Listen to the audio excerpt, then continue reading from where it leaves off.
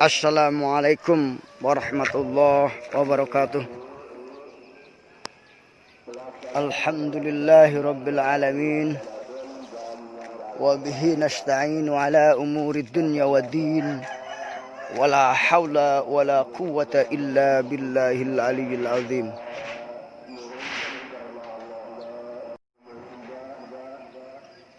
Qala rabbi israh li sadri wa yassir li amri wahlul 'uqdatam min lisani yafqahu qawli. Rabbi jidni ilman warzuqni fahman birahmatika ya arhamar rahimin. Saudaraku yang dimuliakan oleh Allah Subhanahu wa taala, pemirsa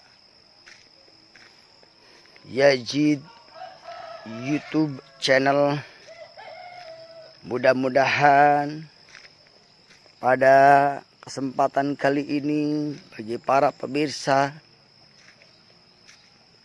pencinta Allah dan pencinta Rasulullah diberikan kesehatan, dimurahkan rezekinya, dan dibimbing oleh Allah dengan petunjuknya untuk menjadi orang-orang yang beriman dan bertakwa. Amin amin ya robbal alamin. Kesempatan yang indah janganlah disia-siakan, karena Allah Subhanahu wa taala telah memberikan berkali-kali kesempatan kepada kita untuk menjadi orang yang bertakwa.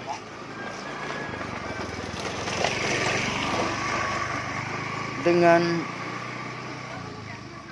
menggunakan nikmat Allah untuk beribadah kepada Allah, itulah jalan yang lurus. Tapi jika kita menggunakan nikmat Allah bukan untuk beribadah kepada Allah, itulah yang namanya jalan kesesatan. Jika hari ini kita mendengar orang yang meninggal, mungkin besok kita didengarkan nama kita. Inna lillahi wa inna ilaihi raji'un. Telah meninggal dunia Bapak Yazid pada hari Jumat, tepat pas sedang sholat Jumat. Kita tidak tahu, yang tahu hanyalah Allah. Yang jelas kita minta kepada Allah, mati kita dalam keadaan husnul khotimah, mati kita dalam keadaan diridhoi oleh Allah Subhanahu wa taala. Saudaraku, sebangsa dan setanah air, saya berada di depan rumah Totok Punggung. Di depan rumah Totok Punggung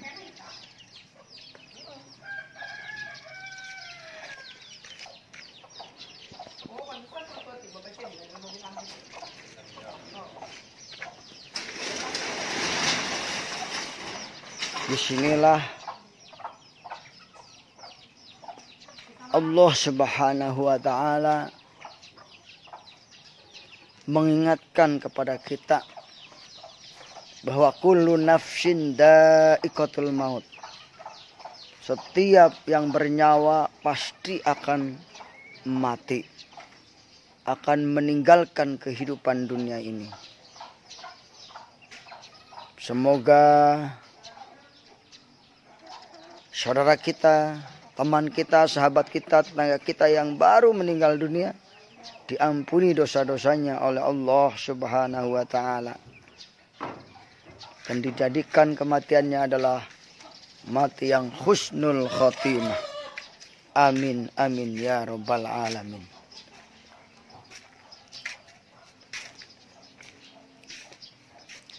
Saudaraku,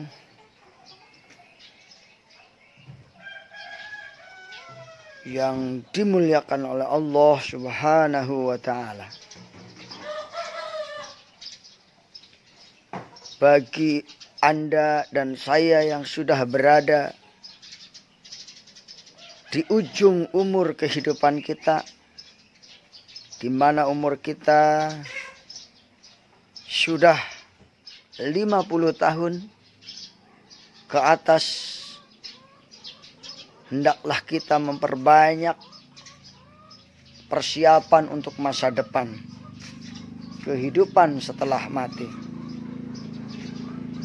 Perbanyaklah membaca Al-Quran, perbanyaklah membaca sholawat, perbanyaklah silaturahim, perbanyaklah bersedekah, perbanyaklah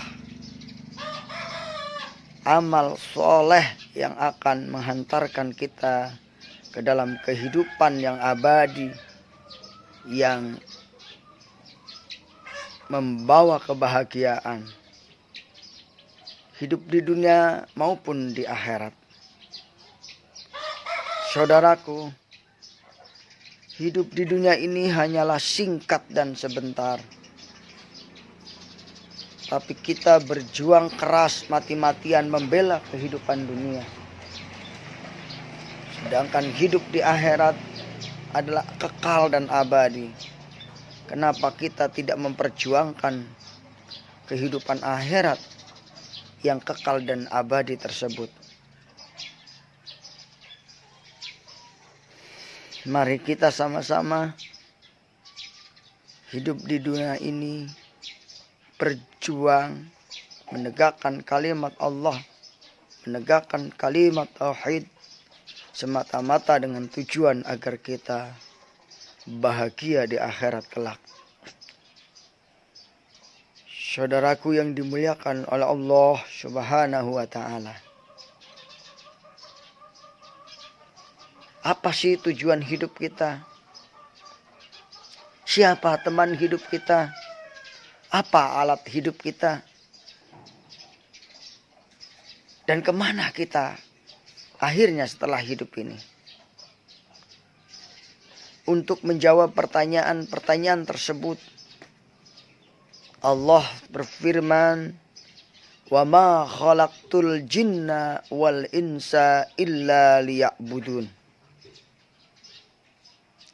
Aku tidak ciptakan jin dan manusia kecuali untuk beribadah kepadaku, untuk menyembahku, kata Allah. Inilah tujuan hidup, tujuan dihidupkannya kita oleh Allah Subhanahu wa ta'ala, yaitu beribadah. Di dalam firman-Nya, "Qul inna sholati wan nusuki wa mahyaya wa mamati lillahi rabbil alamin." Inilah tujuan hidup kita, yaitu terdapat dalam surat Al-Adiyat, surat 56 ayat 53, yaitu kita beribadah kepada Allah Subhanahu wa ta'ala. Jika kita sudah tahu tujuan hidup kita, maka kita harus tahu apa kendaraan hidup kita. Untuk sampai kepada sebuah tujuan, kita perlu kendaraan. Kita perlu alat kehidupan ini. Apa kendaraan hidup? Kata Rasulullah, "Man arada dunya fa'alaihi bil ilmi, wa man arada al-akhirah fa'alaihi bil ilmi, wa man aradahuma fa'alaihima bil ilmi." Alat hidup adalah iman dan ilmu. Allah berfirman, "Yarfa'illahu alladhina amanu minkum walladhina utul ilma darajat." Allah akan mengangkat orang-orang yang beriman dan berilmu dengan beberapa derajat. Jadi kalau kita ingin sampai pada tujuan negeri akhirat maupun negeri dunia yang kita sedang jalani ini, harus mempunyai alat kehidupan, yaitu berupa iman dan ilmu. Orang yang beriman tidak punya ilmu, ibaratkan orang buta. Orang yang berilmu tidak punya iman, ibaratkan orang pincang. Jadi iman dan ilmu ini milik Allah Subhanahu wa ta'ala. Kita tinggal minta kepada Allah Subhanahu wa ta'ala.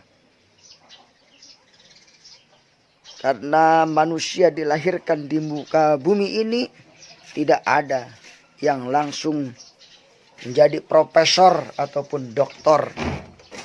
Tapi melalui proses pembelajaran yang panjang, sehingga dia mampu mengarungi kehidupan dunia ini.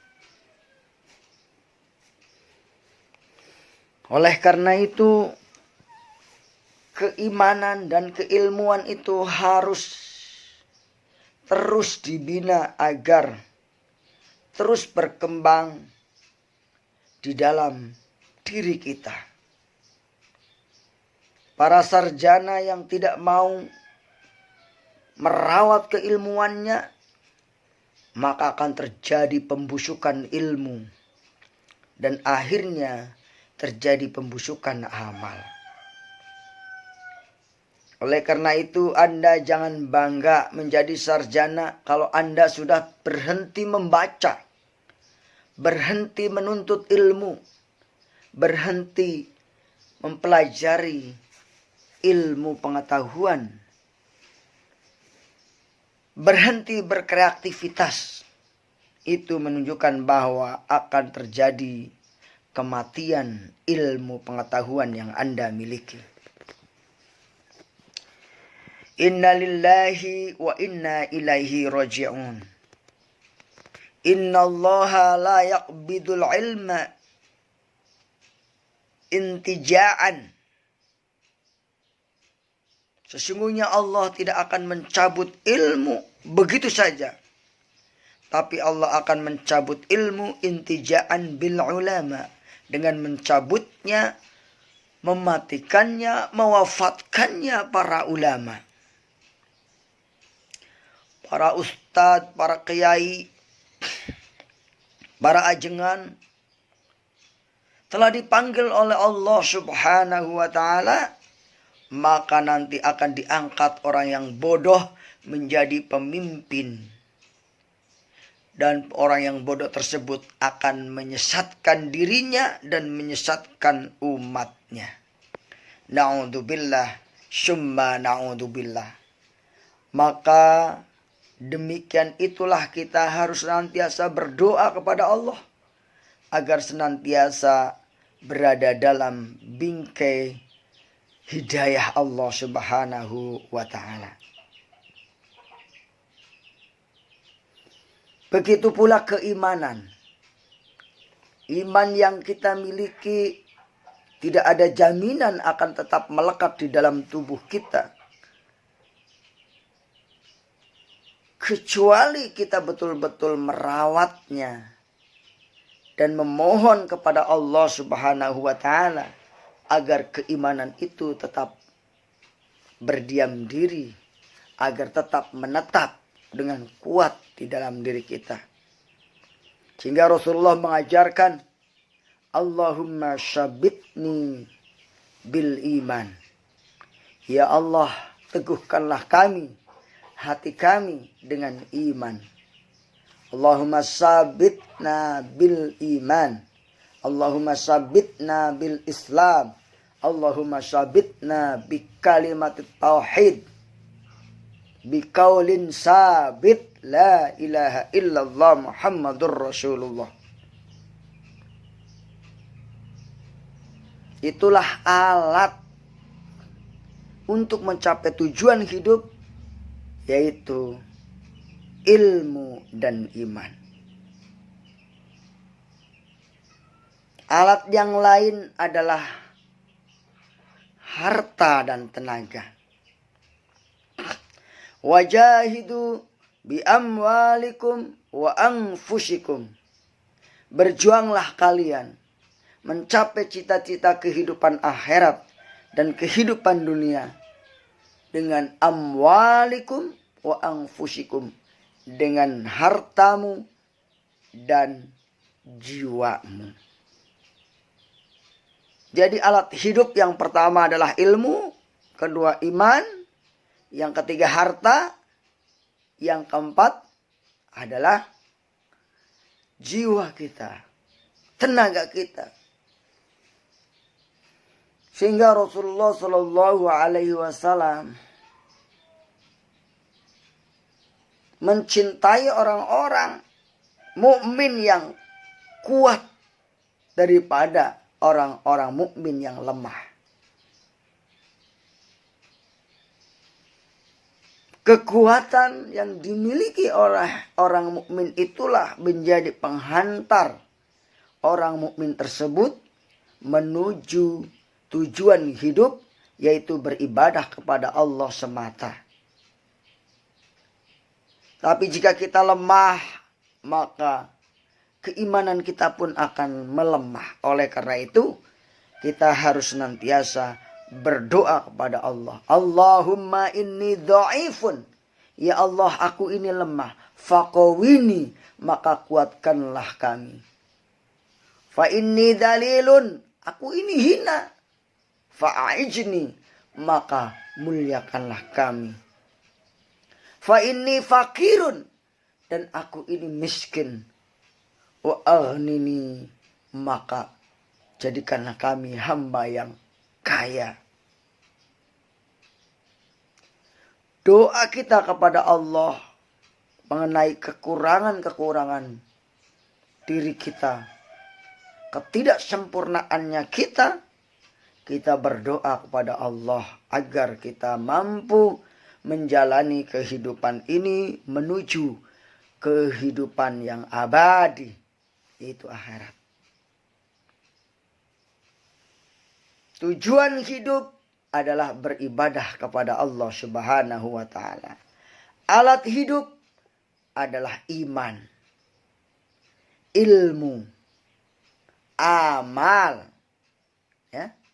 Iman, ilmu, amal, keikhlasan. Itu keimanan dan keilmuan. Kemudian harta dan jiwa. Harta disimbolkan dengan amal. Jiwa disimbolkan dengan keikhlasan. Saudaraku yang dimuliakan oleh Allah Subhanahu wa ta'ala. Yang ketiga, dalam hidup kita butuh teman hidup. Siapakah teman hidup kita? Rasulullah Sallallahu Alaihi Wasallam bersabda, "Tabassamuka ala wajhi akhuka sadaqah." Tersenyum kamu dengan wajah yang baik terhadap saudaramu, temanmu, itu adalah sedekah. Ini. Teman kita adalah orang-orang yang soleh, kaum muslimin muslimat, wabil khusus keluarga kita. Jadikan keluarga kita adalah orang-orang yang beriman, yang beramal soleh, sehingga akan menjadi teman dan keluarga di dunia maupun di akhirat. Ketika hari kiamat datang kelak, maka seorang akan lari dari saudaranya. Seorang ayah akan lari dari anaknya, seorang anak akan lari dari ayahnya. Yauma yafirul mar'i min akhihi wa ummihi wa abihi. Pada hari itu mereka lari min akhihi dari saudaranya, wa ummihi dari ibunya, wa abihi dari bapaknya. Bagaimana cara kita mengikat keluarga kita supaya tidak lari? Adalah dengan amal soleh, dengan kebaikan kita, mendidik, mentarbiyah diri kita, dan mendidik, mentarbiyah keluarga kita untuk menjadi keluarga yang beriman dan bertakwa kepada Allah Subhanahu wa Ta'ala. Ini tanggung jawab siapa? Tanggung jawab seorang pemimpin keluarga.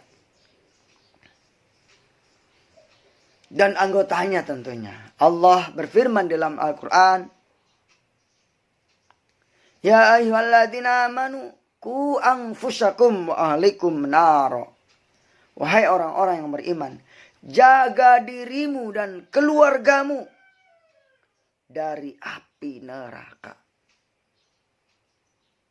Menjaga diri dan keluarga dari api neraka. Artinya kita menjaga dari hal-hal yang tidak dicintai oleh Allah. Jangan kita lakukan. Dan menjaga hal-hal yang dicintai oleh Allah. Kita lakukan secara terus-menerus. Sehingga kita menghadap Allah Subhanahu wa Ta'ala dalam keadaan mencintainya. Kita menghadap Allah Subhanahu wa Ta'ala dengan kalimat yang terakhir, La ilaha illallah. Itulah yang kita harapkan. Cita-cita hidup, yaitu mati syahid di jalan Allah Subhanahu wa Ta'ala. Seorang tidak akan bisa syahid kalau dia tidak bersyahadah kepada Allah Subhanahu wa Ta'ala.